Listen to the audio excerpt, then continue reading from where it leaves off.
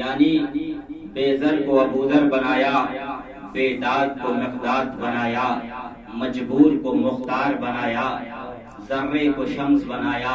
عزیزان محترم، جس نے کنکر کو دیکھا تو در بنایا، حاشی کو دیکھا تو حر بنایا۔ عزیزان محترم، بزرگان عزیز، برادران قوم ملت، میں نے جس آیہ کریمہ کی تلاوت کا شرف حاصل کیا ہے، قرآن مجید کے حوالے سے مجھے گفتگو آپ کے سامنے پیش کرنی ہے۔ عزیزان محترم، پہلا مقام یہ ہے کہ ہم یہ جانیں کہ قرآن کیا ہے۔ عزیزان محترم، قرآن مجید رسول اسلام کا وہ زندہ و جاوید معجزہ ہے جسے زمان و مکان کی حدیں محدود نہیں کر سکتی، جو ہر زمانے کے لیے مشکل کشا ہے، ہر درد کے لیے دوا ہے۔ گلے میں ڈال لو تو جان میں جان آ جائے، گھر میں رکھ لو تو حفاظت مکان ہو جائے، مردے میں پڑھو تو زندہ ہو جائے، زندہ تلاوت کرے تو تابندہ ہو جائے۔ کہا کیوں؟ کہا اس لیے کہ قرآن مجید ہے حیات، قرآن مجید ہے زندگی، قرآن مجید ہے علم، قرآن مجید ہے حلم، قرآن مجید ہے ایقان، قرآن مجید ہے شعور، قرآن مجید ہے بلندی۔ عزیزو، اسی لیے رسول اسلام نے فرمایا تھا کہ حق علی کے ساتھ ہے اور علی حق کے ساتھ ہے، یعنی قرآن علی کے ساتھ ہے اور علی قرآن کے ساتھ ہے۔ کہا کیوں؟ کہا اس لیے کہ یہی زیب بھی دیتا ہے۔ کہا کیوں؟ اس لیے کہ قرآن بھی پاک ہے، علی بھی پاک ہے۔ توجہ چاہتا ہوں، قرآن بھی طاہر ہے، علی بھی طاہر ہے، قرآن بھی طیب ہے، علی بھی طیب ہے، قرآن بھی صادق ہے، علی بھی صادق ہے، قرآن بھی صدق ہے، علی بھی صدق ہے، قرآن بھی سچا ہے، علی بھی سچا ہے، قرآن بھی ذکر ہے، علی بھی ذکر ہے۔ عزیزان محترم، قرآن میں بسم اللہ ہے، علی نقطۂ بائے بسم اللہ ہے۔ توجہ، قرآن میں بسم اللہ ہے، علی نقطۂ بائے بسم اللہ ہے۔ قرآن میں سورہ حمد ہے، علی صاحب لواء الحمد ہے۔ توجہ، قرآن میں سورہ یاسین ہے، علی امام مبین ہے۔ قرآن میں سورہ کوثر ہے، علی ساقی کوثر ہے۔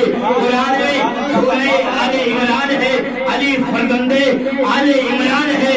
عزیزان محترم، قرآن میں آدم کا تذکرہ ہے، علی آدم کی توبہ قبول کرانے والا ہے۔ قرآن میں نوح کا تذکرہ ہے، علی کشتی پار لگانے والا ہے۔ قرآن میں یونس کا تذکرہ ہے، علی مچھلی کے پیٹ سے نکالنے والا ہے۔ قرآن میں ابراہیم کا تذکرہ ہے، علی نارے نمرودی سے بچانے والا ہے۔ حدیث رسول کے ذہن میں جملہ سن لو کہ جو قرآن سے منہ موڑے وہ بھی کافر ہے، جو علی سے منہ موڑے وہ بھی کافر ہے۔ صلوات پڑھنے پر محمد وآلہ۔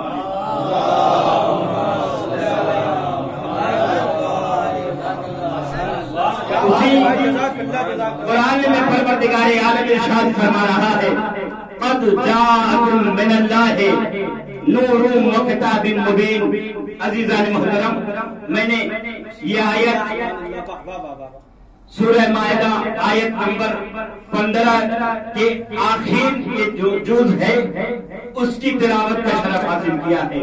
پروردگار عالم ارشاد فرما رہا ہے کہ اللہ کی طرف سے تمہارے پاس کتاب آ چکی اور نور آ چکا۔ عزیزان محترم، کتاب کا نام البرہان فی تفسیر قرآن، کہ جس میں علامہ سید ہاشم بہرانی نے اس کے صفحہ نمبر 264 پہ اس قرآن کی اس آیت کی تفسیر میں لکھا کہ یہاں پر کتاب سے مراد جو ہے وہ قرآن ہے۔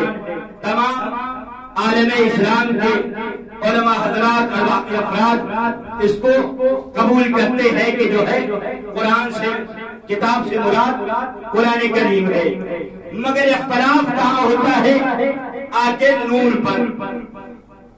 تو نور کے سلسلے میں انہوں نے لکھا کہ نور سے مراد ذات رسول اکرم ہے، اور پھر آگے بڑھ کے لکھا کہ نور سے مراد ذات امیر المومنین علیہ السلام ہے، اور ایک جملہ اور لکھا کہ اس نور سے مراد بقیہ ائمہ علیہ السلام ہے۔ مگر اللہ کیا ارشاد فرما رہا ہے کہ دیکھو اللہ کی جانب سے تمہارے پاس کتاب آ چکی، روشن کتاب، کھلی ہوئی کتاب آ چکی، اور نور آ چکا۔ کس لیے آیا؟ ہدایت کے لیے، یعنی اللہ نے بندوں کو مخاطب کر کے یہ فرمایا کہ اے ساری کائنات کے انسانوں، ہم نے تمہاری ہدایت کے لیے، ہم نے تمہاری رہبری کے لیے، ہم نے تمہاری رہنمائی کے لیے دو ہادیوں کا اہتمام کیا ہے، دو رہبروں کا اہتمام کیا ہے، دو رہنماؤں کا اہتمام کیا ہے۔ پہلا ہادی، رہبر اور رہنما قرآن ہے، اور دوسرے ہادی، رہبر اور رہنما اہل بیت ہے۔ اور دوسری آیت میں قرآن کو لفظ برہان سے یاد کیا گیا، اور اہل بیت علیہ السلام کو لفظ نور سے یاد کیا گیا۔ یعنی ارشاد ہوتا ہے کہ ہم نے تمہاری طرف ایک واضح، روشن اور چمکتا ہوا نور نازل کیا، اور ہم نے تمہاری ہدایت کے لیے کتاب کو نازل فرمایا تاکہ تم ہدایت یافتہ ہو سکو، راہ نجات پہ آ سکو۔ عزیزان محترم، اب اللہ کے اس حکم پر جو نیک نیتی اور صداقت ایمان کے ساتھ قائم ہے، اللہ ایسے لوگوں سے وعدہ کرتا ہے کہ انہیں اپنا فضل بھی عطا کرے گا، اور انہیں اپنی رحمت میں بھی داخل رکھے گا۔ اور عزیزان محترم، جو رحمت اور جو فضل پروردگار میں داخل ہو جایا کرتے ہیں، وہ کبھی محروم صراط مستقیم نہیں ہوتے، بلکہ اللہ ان کے نگاہوں کے سامنے اپنا سیدھا راستہ رکھ دیتا ہے۔ مگر اللہ اس آیت میں قرآن کے ساتھ ساتھ وارث قرآن کا بھی تذکرہ کر رہا ہے کہ تمہاری ہدایت کے لیے فقط یہ قرآن کافی نہیں ہے، صرف یہ قرآن کافی نہیں ہے۔ مطلب کیا ہوا کہ اللہ مقام ہدایت پر قرآن کے ساتھ ساتھ وارث کتاب کی بھی ضرورت محسوس کر رہا ہے۔ مگر کچھ لوگ ہیں العیاذ باللہ کہ جو اللہ سے زیادہ ہوشیار نظر آ رہے ہیں، یعنی اللہ مقام ہدایت پر کتاب کے ساتھ ساتھ وارث کتاب کی ضرورت محسوس کر رہا ہے، مگر یہ لوگ کہہ رہے ہیں کہ نہیں، ہمارے لیے فقط قرآن کافی ہے۔ توجہ چاہتا ہوں، فقط قرآن کافی ہے، صرف قرآن کافی ہے۔ عزیزان محترم، اس کا مطلب کیا ہوا کہ اللہ نے قرآن کا مزاج، قرآن کا نزول اس کیفیت کے ساتھ فرمایا کہ یہ قرآن سب کے لیے ہدایت مند نہیں ہے۔ توجہ چاہتا ہوں کہ یہ قرآن سب کے لیے ہدایت مند نہیں ہے۔ کہا کیوں؟ ہم نے کہا قرآن پڑھ لیجئے، قرآن کا 17واں سورہ 82 نمبر آیت، سورہ کا نام ہے سورہ بنی اسرائیل۔ اللہ ارشاد فرما رہا ہے، بسم اللہ الرحمن الرحیم، وَنُنَزِّلُ مِنَ الْقُرْآنِ مَا هُوَ شِفَاءٌ وَرَحْمَةٌ لِّلْمُؤْمِنِينَ وَلَا يَزِيدُ الظَّالِمِينَ إِلَّا خَسَارًا، کہ یہ قرآن مومنوں کے لیے شفا بھی ہے، رحمت بھی ہے، وَلَا يَزِيدُ الظَّالِمِينَ إِلَّا خَسَارًا، یہ قرآن ظالموں کے لیے صرف اور صرف نقصان ہے، فقط گھاٹا ہے، فقط خسارہ ہے۔ اب رکھیے قرآن کہاں لے کے جائیں گے؟ قرآن سے ہدایت یافتہ ہونے کے لیے ایمان کی ضرورت ہے، قرآن سے رہبری حصول کرنے کے لیے ایمان کی ضرورت ہے۔ اللہ نے یہی فرمایا نا کہ یہ قرآن مومنوں کے لیے شفا بھی ہے، رحمت بھی ہے۔ مگر جتنے ظالم ہیں ان کے لیے یہ قرآن فقط گھاٹا ہے، فقط نقصان ہے، انہیں قرآن کوئی فائدہ نہیں دے گا۔ اب ظالم لات قرآن کو کلیجے سے لگائے رکھے، توجہ، لات بغل میں دبائے رکھے مگر قرآن اسے فائدہ نہیں پہنچائے گا۔ رسول نے اسی لیے تو فرمایا تھا کہ ربا قاری القرآن والقرآن یلعنہ، کہ بہت سے قاری قرآن ایسے ہیں کہ وہ قرآن پڑھتے ہیں مگر قرآن ان پر لعنتیں کرتا ہے۔ میں کہتا ہوں ارے بھیا یہ قرآن کم سے شیعہ ہو گیا، صلوات پڑھنے پر محمد وال۔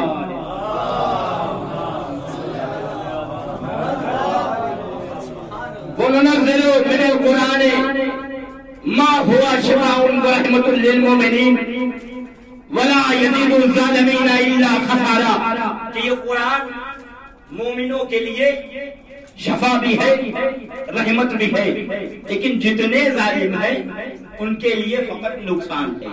آپ قرآن پڑھیں، آپ بھی پڑھتے ہیں، ہم بھی پڑھتے ہیں، سب اس بات کو سمجھتے ہیں کہ اللہ نے اگر مومن کے مقابلے پر کوئی لفظ اللہ نے رکھی ہے تو یا تو کافر کی لفظ رکھی ہے، یا تو منافق کی لفظ رکھی ہے، یا تو مشرک کی لفظ رکھی ہے، چونکہ مومن کے اپوزیشن یہی تین ہیں، مومن کے مخالف میں یہی تین آتے ہیں، یا تو کافر، یا تو منافق، یا تو مشرک۔ مگر یہ آیت پڑھیے، اللہ نے مومن کے مقابلے پر نہ کافر کو رکھا، نہ منافق کو رکھا، نہ مشرک کو رکھا، بلکہ اللہ نے کہا کہ یہ قرآن جو ہے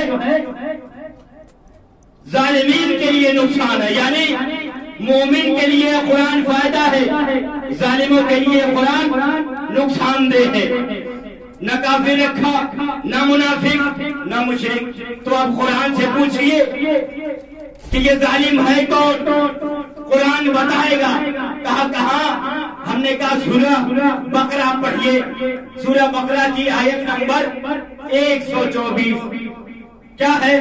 اللہ فرما رہا ہے بسم اللہ الرحمن الرحیم، وَإِذِ ابْتَلَىٰ إِبْرَاهِيمَ رَبُّهُ بِكَلِمَاتٍ فَأَتَمَّهُنَّ قَالَ إِنِّي جَاعِلُكَ لِلنَّاسِ إِمَامًا، کہ وہ وقت یاد کرو کہ جب اللہ نے ابراہیم کا چند کلمات کے ذریعے سے امتحان لیا اور ابراہیم اس امتحان میں کامیاب ہو گئے تو اللہ نے فرمایا ابراہیم ہم نے تمہیں لوگوں کا امام بنا دیا۔ توجہ چاہتا ہوں، ابراہیم ہم نے تمہیں لوگوں کا امام بنا دیا۔ ابراہیم نے فرمایا پروردگار کیا یہ وحدہ میری ذریت میں ہوگا؟ اللہ نے فرمایا کہ دیکھو ابراہیم یہ وحدہ تمہاری ذریت میں تو ہوگا مگر ہم ظالموں سے یہ عہد نہیں کرتے۔ یعنی مطلب کیا ہوا کہ وحدہ امامت ظالم تک نہیں پہنچے گا۔ عزیزان محترم، اس کا مطلب کیا ہوا کہ قرآن مومنوں کے لیے شفا بھی ہے، رحمت بھی ہے، لیکن ظالموں کے لیے نقصان دہ ہے۔ عزیزان محترم، اللہ نے اس آیت میں یہی تو فرمایا کہ ظالموں تک وحدہ امامت نہیں پہنچنے والا ہے۔ اس کا مطلب یہ ہوا کہ جہاں پر امامت آ جائے وہاں پر ظلم نہیں ہے۔ توجہ چاہتا ہوں کہ جہاں پر امامت آ جائے وہاں پر ظلم نہیں ہے، اور جہاں امامت نہ ہو وہاں پر ظلم ہے۔ اور امامت کی علامت کا نام علی ہے۔ مطلب کیا ہوا کہ جہاں پر علی ہوں گے وہاں قرآن فائدے مند ہوگا، جہاں علی نہ ہوں گے وہاں قرآن کا کوئی فائدہ نہیں ہوگا۔ صلوات پڑھنے پر محمد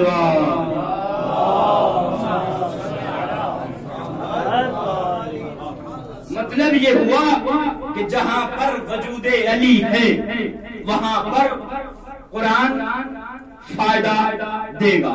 عزیزان محترم، اب آئیے قرآن کا 25واں سورہ آیت نمبر 48 اللہ ارشاد فرما رہا ہے وَأَنزَلْنَا مِنَ السَّمَاءِ مَاءً طَهُورًا، بچوں ہم نے آسمان سے پاک پانی نازل کیا۔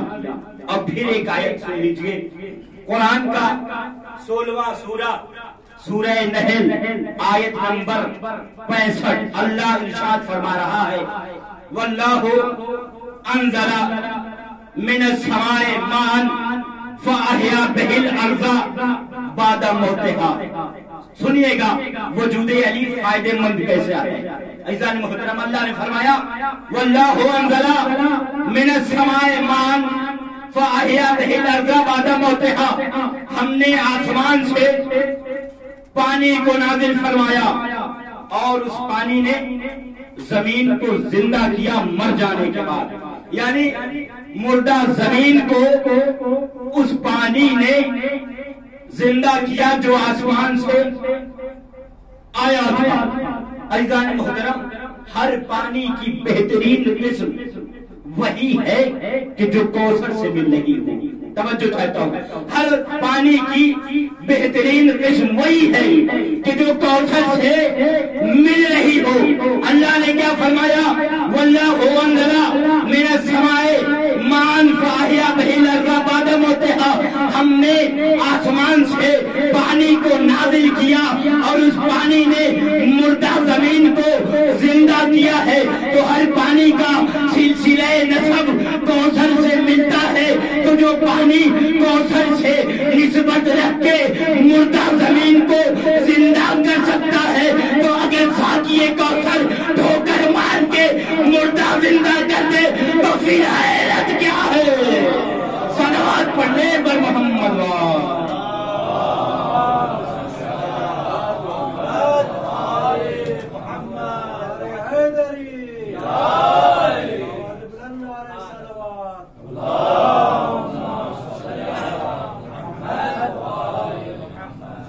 اگر ساقی کوثر ٹھوکر مار کے مردہ زندہ کر دے تو پھر حیرت کیا ہے۔ عزیزان محترم، دامن وقت میں بالکل گنجائش نہیں ہے، چونکہ مجھ کو 12:15 بجے تک کا وقت دیا گیا تھا۔ عزیزان محترم، اگر وقت ہوتا تو اس بیان کو کچھ اور آگے لے کے چلتے، مگر آئیے یہیں سے چلتے ہیں کربلا کی اس منزل پر اور حسین ابن علی کو سلام کرتے ہیں۔ عزاداران مظلوم کربلا، آج 2 محرم کی تاریخ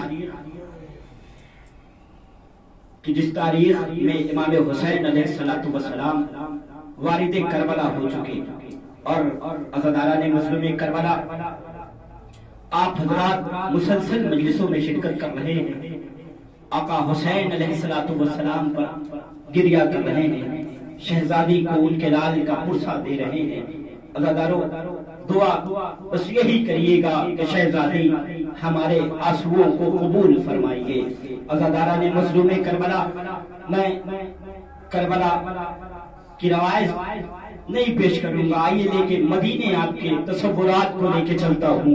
عزاداران مظلوم کربلا، جب رسول اسلام کا آخری وقت تھا اور زانو میں شہزادی زہرا پہ رسول کا سر اقدس موجود تھا، رکھا ہوا تھا، رسول آرام فرما رہے تھے، تو ملک الموت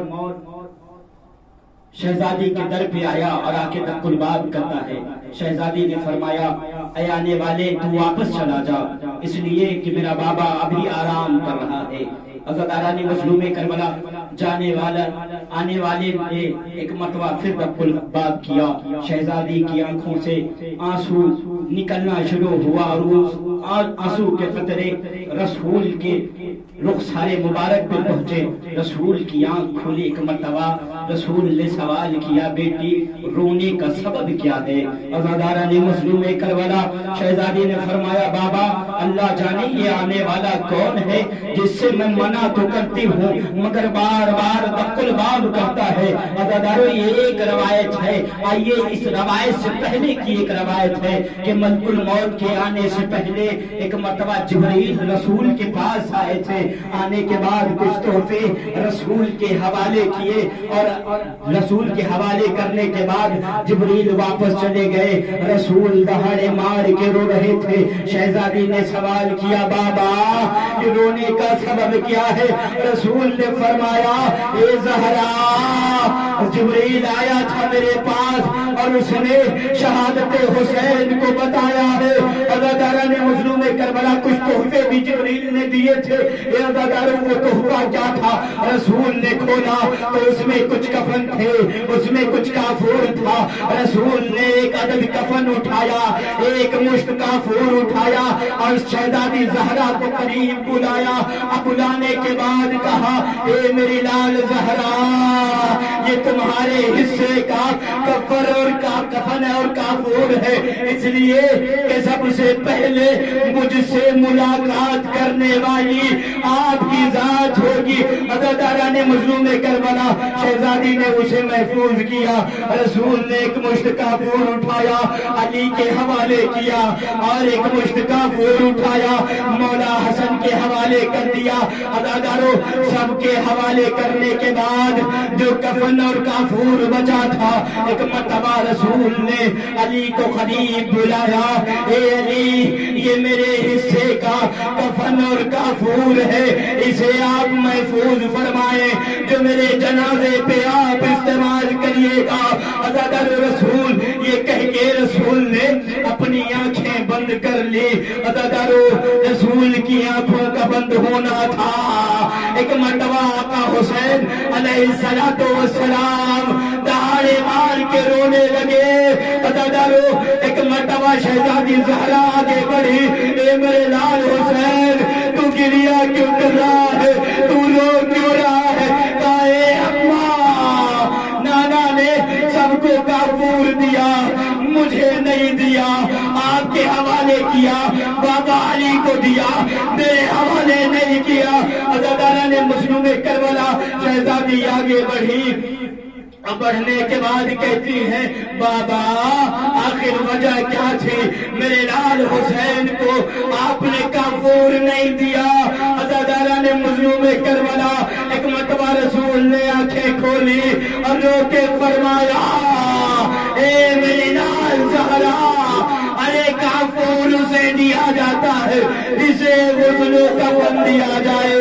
ارے یہ تیرا لال حسین کربلا کے میدان میں 3 روز کا بھوکا پیاسا قتل کیا جائے گا. اجر کمل اللہ خیر الجزا. خدا کو کوئی غم نہ دے سوائے غم اہل بیت اطہار کے. عزاداران مظلوم کربلا جب سے شہزادی نے یہ سنا تھا نا کہ میرا لال حسین کربلا کے میدان میں 3 دن کا بھوکا پیاسا قتل کیا جائے گا, ماں کی ممتا تھی جو تڑپ گئی تھی. عزاداروں اکثر راتوں میں شہزادی کوزے میں پانی لیتی تھی, حسین کو جگاتی تھی. اے میرے لال حسین پانی پی لے, اے میرے لال حسین پانی پی لے. عزاداروں روایت یہ کہتی ہے کہ جب زہرا کی شہادت کا وقت قریب آ گیا ایک مرتبہ شہزادی زہرا نے تمام بچوں کو قریب بلایا, اب بچوں کو پیار کرنا شروع کیا. زینب کو اپنی آغوش میں بٹھایا اور رخسار چوم کے فرمایا اے میری لال زینب آج اگر ماں سے کوئی سوال کرنا ہے تو کر لے. عزاداران مظلوم کربلا شہزادی زینب فرماتی ہے اماں ہمیں آپ سے کوئی سوال نہیں کرنا. عزادارو زہرا کہتی ہے اے میری لال زینب میں جانتی ہوں کہ تو عالم غیر معلمہ ہے, اگر تجھے کوئی سوال کرنا ہے تو کر لے, اس لیے کہ آج کے بعد ماں کی ممتا نصیب نہ ہونے والی ہے. ایک مرتبہ جب زینب نے یہ سنا تو اماں سے سوال کیا اماں بتائیں آج زینب جو سوال کرے گی آپ اس کا جواب دیں گی نا؟ کہا ہاں یہ ماں ضرور جواب دیں گی. کہا بتائے اماں یہ بتائیے کہ نانا کی شہادت کے کتنے دن ہو گئے؟ زہرا نے کہا اے بیٹی زینب نانا کی شہادت کے 75 دن گزر گئے. ایک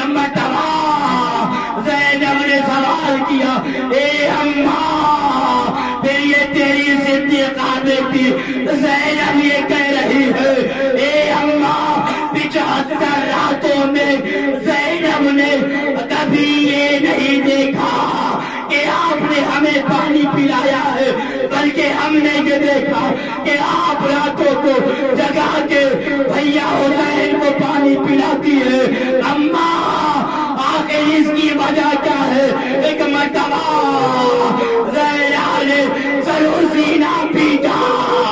اے لال زینب، اے زینب، میں نے تمہارے نانا سے یہ سنا تھا، میرا لال حسین کربلا کے میدان میں 3 شب و روز کا بھوکا پیاسا قتل کیا جائے گا. یہ زینب ماں کی مامتا تڑپ. وَسَيَعْلَمُ الَّذِينَ ظَلَمُوا أَيَّ مُنقَلِبٍ يَنقَلِبُونَ. اِنَّا لِلَّهِ وَإِنَّا إِلَيْهِ رَاجِعُونَ. رَزَمْ لِقَضَائِهِ تَسْلِيمًا لِأَمْرِ رَحْمَةٍ.